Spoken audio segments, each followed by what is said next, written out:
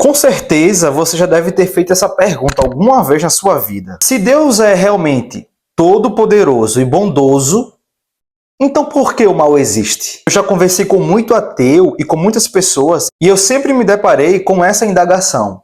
E acredite, essa realmente é uma indagação muito válida. Então vamos lá. Hoje eu vou explicar para vocês o famoso paradoxo de Epicuro. E se você nunca ouviu falar sobre esse paradoxo, com certeza isso vai te ajudar bastante. E nesse vídeo eu vou mostrar respostas para responder a esse questionamento que é bem interessante sobre Deus. Mas primeiro vamos entender o que é esse tal paradoxo de Epicuro. Epicuro foi um grande filósofo grego que viveu ali mais ou menos no período helenístico, considerado o profeta do prazer e o apóstolo da amizade. O período helenístico é aquele período da filosofia onde os gregos vão perder um pouco de força na sua filosofia, ou seja, é o final do período dos gregos na filosofia. Mas então que paradoxo é esse que Epicuro formulou? Vamos entender aqui a estrutura desse paradoxo. E ele começa mais ou menos assim: se Deus quer prevenir o mal, mas não pode, ele não é onipotente. Ou seja, se Deus quer que não exista mal, mas ao mesmo tempo não pode fazer com que isso aconteça, então, logicamente, Deus ele não pode ser onipotente. Ele não pode ter todo o poder. Entretanto, se ele pode, mas não quer, logo ele não é benevolente. Se Deus tem poder para fazer com que o mal não exista, mas ele não quer tirar o mal, logo ele não é um ser bom. Mas se ele quer e pode, então por que o mal ainda existe? Mas se ele não pode e nem quer, então por que devo chamá-lo de Deus? Esse paradoxo, gente, é muito usado por ateus para mostrar uma contradição no ser de Deus e chegar em uma conclusão de que Deus não pode existir, pois se ele existisse, não existiria mal no mundo. Mas será que existe resposta para esse grande paradoxo? Será que existe uma refutação para isso? É claro que existe, você vai aprender neste vídeo. Uma das explicações e refutações mais incríveis que existe é a de Agostinho de Hipona. O Agostinho de Hipona, ele vai falar justamente sobre o livre-arbítrio. Ou seja, Deus concedeu para os seres humanos o livre-arbítrio, a liberdade entre poder escolher fazer o bem e fazer o mal.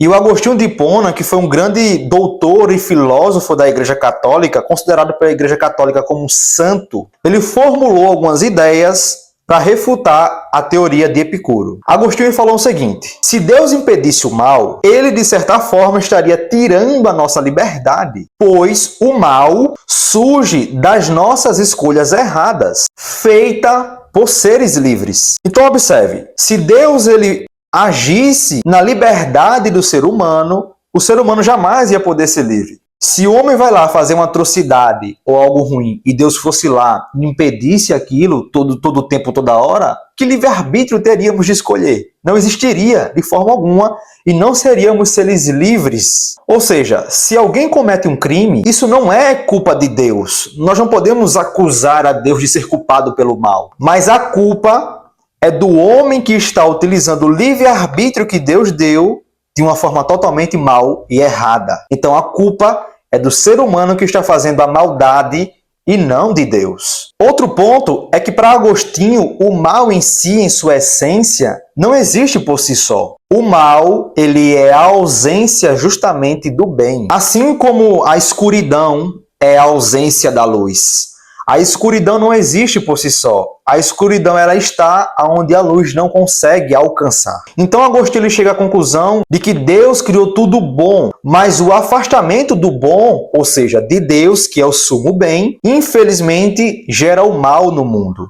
E Deus ele não vai intervir, porque se Deus ele fosse intervir na decisão, seríamos seres controlados e não livres. Mas agora você pode estar se perguntando, se a humanidade não fosse livre, mas sem o mal, não seria um mundo melhor? De todos os mundos possíveis, melhor, este mundo é o melhor mundo possível. Porque Deus amou tanto a sua criação, ou seja, os seres humanos, a ponto do seu amor conceder o livre-arbítrio e pela má escolha do homem entrar o mal. Eu vou dar um exemplo. É como uma mãe que sai de casa todos os dias para trabalhar e deixa a chave da casa com o filho. A mãe poderia muito bem trancar o filho em casa e não dá a livre escolha para ele e simplesmente aprisioná-lo. Mas a mãe ama tanto o seu filho a ponto de deixar a chave da casa com ele para ele ser livre e escolher ficar com a mãe porque a ama e não porque a teme.